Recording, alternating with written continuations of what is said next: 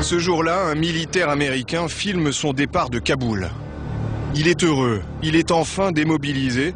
Dans quelques minutes, il sera à l'aéroport.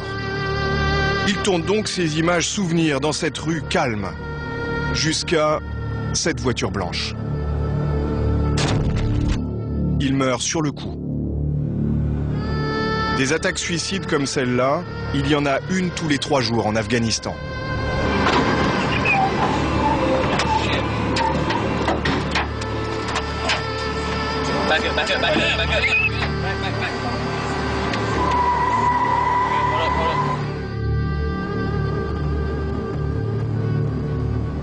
Depuis 2001, 40 pays affrontent sur ce territoire immense et minéral un ennemi invisible. Ces talibans qui harcèlent les 40 000 hommes de la coalition. Une guerre sans ligne de front avec des combattants islamistes qui vivent au milieu de la population et qui se dérobent sans cesse. Parmi les soldats étrangers, la France est en première ligne aux côtés des Américains. À 5000 km de Paris, les soldats français sont en guerre. Nous avons passé 6 mois avec ces hommes, des instructeurs français qui préparent l'armée afghane à devenir une armée régulière, capable de mener seule le combat contre les talibans.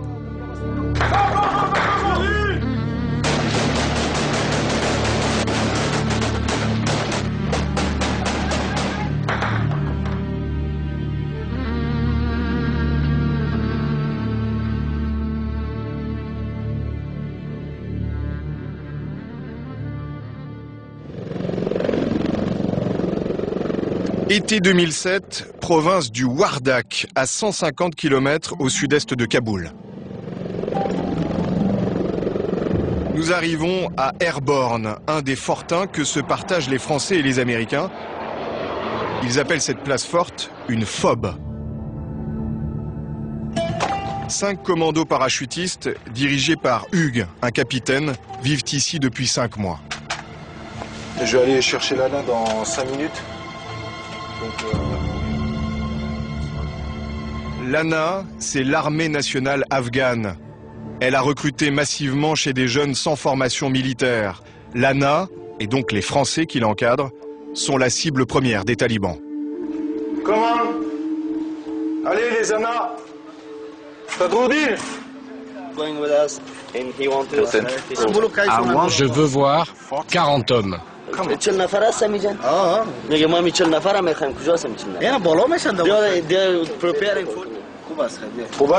En 2007, 225 soldats de la coalition ont été tués, dont 3 Français. Et ces hommes le savent tous, la situation ne cesse d'empirer, même si les instructeurs sont parfois impressionnés par leurs troupes.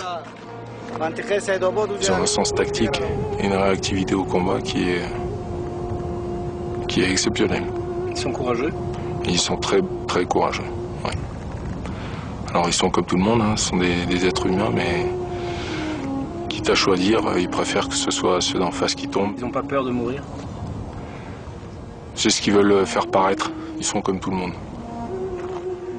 Vous avez visu là sur nous? Ouais, on a gardé visu hein, sur vous, y a pas de problème, en ligne de crête. Tous les jours, les alentours du fort sont inspectés. Les attaques sont brutales et violentes. Tout nous laisse à penser qu'ils nous observent et qu'ils mettent en place tout ce qu'il faut pour pouvoir attaquer de nuit et que le camp essuie de nuit en fait des tirs de roquettes ou des tirs de mortier. Donc pour nous, l'intérêt, c'est de se rendre compte de ce qu'il y a aux alentours de la FOB, comme sur les lignes de crête qui sont, on va dire, à 2000 mètres de la FOB. Et lorsque les soldats rentrent dans leur fortin, leurs ennemis retournent sur les crêtes. Quelques heures de repos, et à 1h du matin, une attaque. Je suis bien rien. Ouais, mon fils n'a pas tapé son bâtiment, ça sera courageux plus en plus. Hein. Au niveau de l'ancienne FOB. Ça peut être de l'autre côté. Là. Ah, ça se rapproche là. La tension va monter d'un coup. Reste pas là, tu vas au niveau des véhicules. À l'extérieur, Français et Américains ripostent immédiatement. Allez, c'est parti. Dedans. Vas-y, fixe.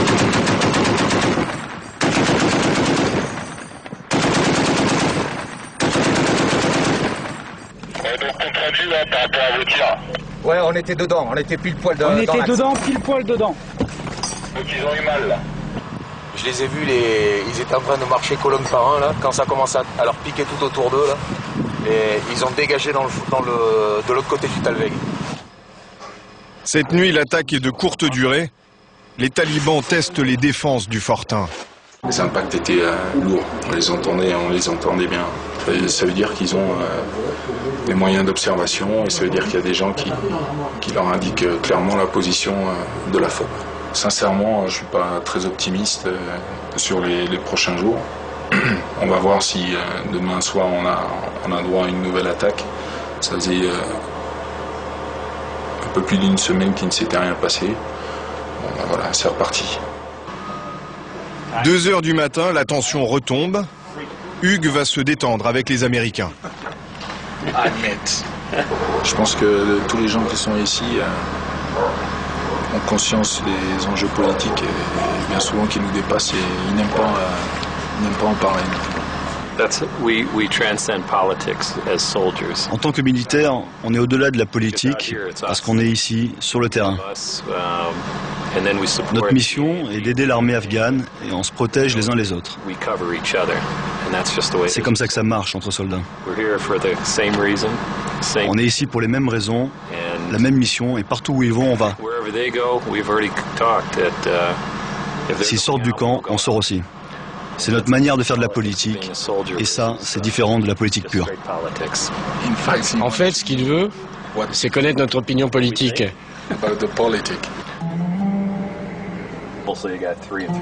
Le lendemain matin, les mêmes Américains partent en patrouille. Des questions? Chaque sortie du camp présente un risque d'embuscade ou d'attentat. Ces blindés, les Humvee américains, sont une cible de choix. 2 heures après leur départ, les Français apprennent que les Américains sont en train de subir une attaque. Seconde attaque. Quick engagement. Préparez-vous, on se prépare. On se prépare. Ils partent à la rescousse. Ça fait 3 fois qu'ils tombent en embuscade. Ils ont eu un blessé et maintenant, il faut qu'on y aille, quoi.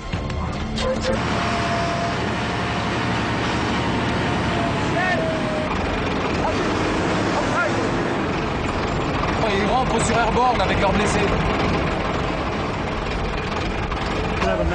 Sur les lieux de l'attaque, les soldats afghans ont fait 7 prisonniers. Et un taliban est mort.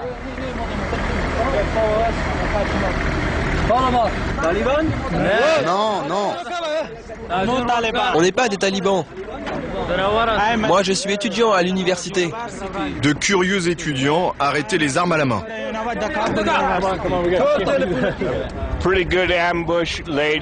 Sacrée embuscade au retour. Il y avait environ 10 à 12 individus, de 2 côtés de la route. On a riposté, puis ils ont contre-attaqué. Voilà le résumé, en gros. Pas de victimes chez nous. La deuxième équipe a eu un blessé. L'autre équipe, nous, on va bien. On est tous sains et saufs. Pour une fois. C'est la deuxième équipe qui a été touchée. Tout va bien. Je suis rentré vivant, c'est bien. On a tiré sur les talibans. On tire